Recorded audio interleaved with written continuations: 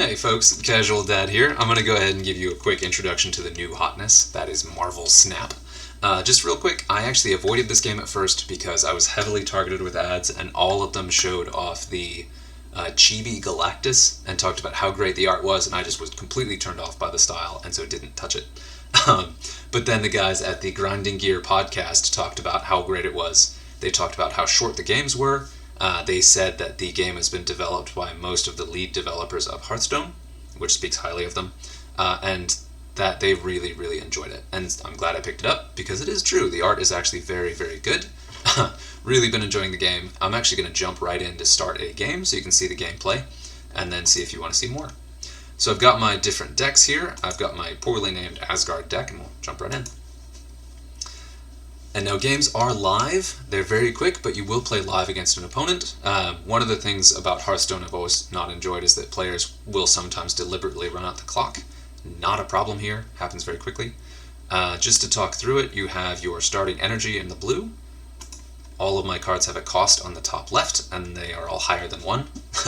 So I can't play them on the start. You get 3 starting areas that you can put 1 to 4 cards in. Each area has a different ability that's revealed on turns 1, 2, and 3. And you can take a card you have and then use your certain amount of energy to get there. Ongoing effects are doubled. Yeah, we don't want that here. You play your card, you hit end turn. Another thing too is that at any point you can do what's called a snap. So I click up here, snap. And now I have officially declared that I think I'm going to win this. And so my rewards are higher, but also my losses will be higher as well, should I win or lose. Each card has a different ability. A lot of them are going to be ongoing versus on reveal.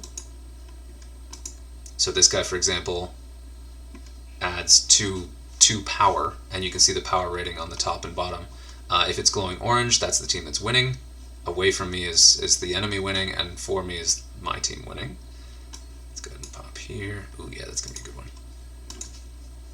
And so you can see it's very, very quick to play. The artwork is really good when you look at these cards. And so far, all of the monetization I've seen is cosmetic, which I also really, really appreciate.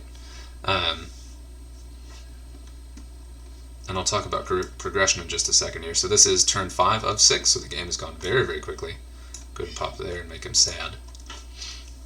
And you can see how that move has kind of bumped over to me, where I'm now winning here. Ooh, that was a good play. It'll double the power there, which will put me at a loss, but that will make a big difference here.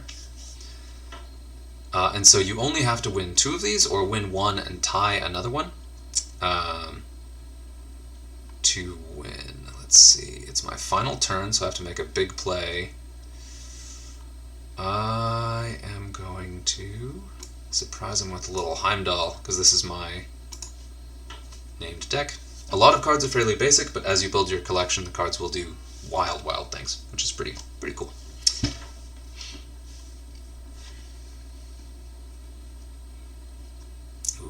I only need to win the middle one, really. But I hope I'm going to win both. 900. Okay, I think you got me. Yeah, you got me. So, I lost. Defeat. But you see how quick that game was. So individual games are very fast. Whether you win or lose, even if you take the ranked rewards, you do always get some kind of rewards. What you build up are these charges, this energy. All of those charges and energy are card specific. So you do win a lot of them, but they'll randomly be assigned to cards that you have. And you can choose to upgrade your cards, and that does cosmetic things like a frame break, makes them 3D, makes them animated. And that's how you build your collection level.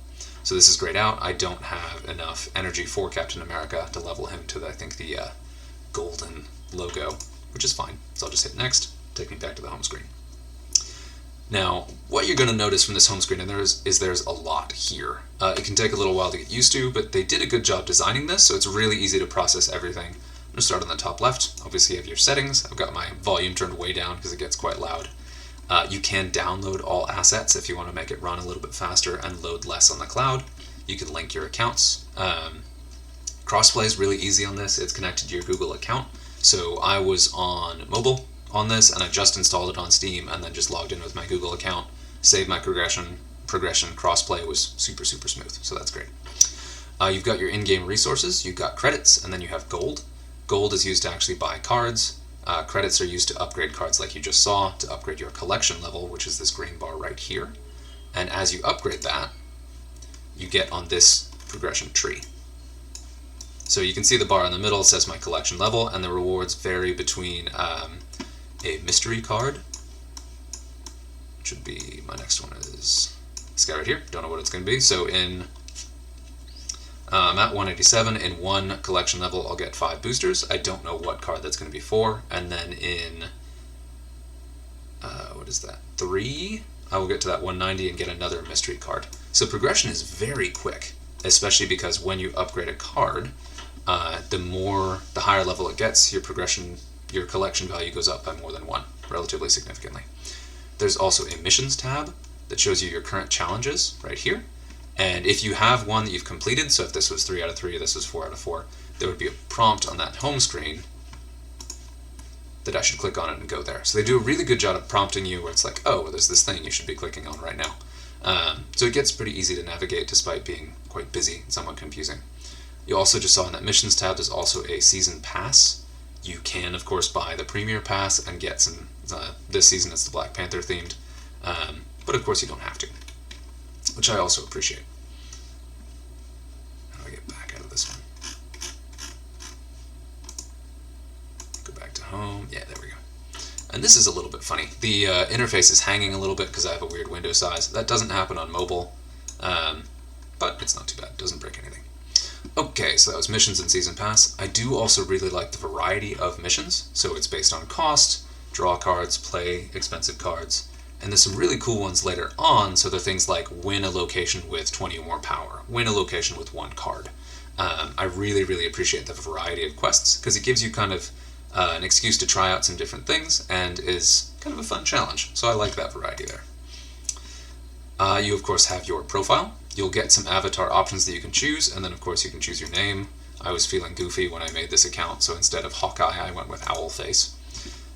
And then went with the little, man, that is a little annoying, Riri Ironheart for my logo, because she's fantastic. Okay, then you also have a ladder level, and this shows kind of the rewards you get for being at that rank in the ladder. And then you do get rewards throughout every time you win or lose a game. So the rewards are pretty constant. You don't necessarily have to aim for this, but you can if you want to. And then looking at, I'm going to look at the store, we'll go left to right. Oh, this is what deck you're using right now. So these are all the decks I've built in the builder, so I can switch between them freely. This is the shop. They do try to sell you stuff, of course. The welcome bundle is nice. Get that little Captain America. But like I said, most of these that you can pay gold for are alt arts. So they're cards I already have, they're just different art styles that you can get if you particularly like them, which is cool. It's a nice little perk there. And then as you level up the cards, this is the option to quick upgrade. So instead of waiting to build up that charge naturally, you can go ahead and pay the extra credits to do it quickly. So you can keep an eye on that for cards you want. This also shows that based on the existing card level, you progress more. So that +8 to progression level, or to card collection level, is pretty tempting just by itself, even if I don't play Quicksilver much, although I do.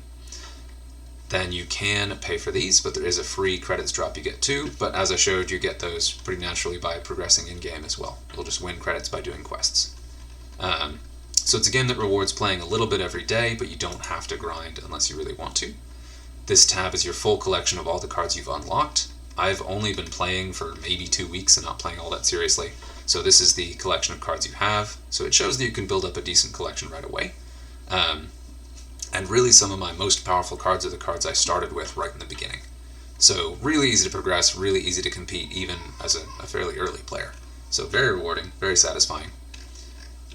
And then you just build a deck by clicking this plus. You can have up to 12 cards. You saw in the game I played, I think I played a total of 6 cards.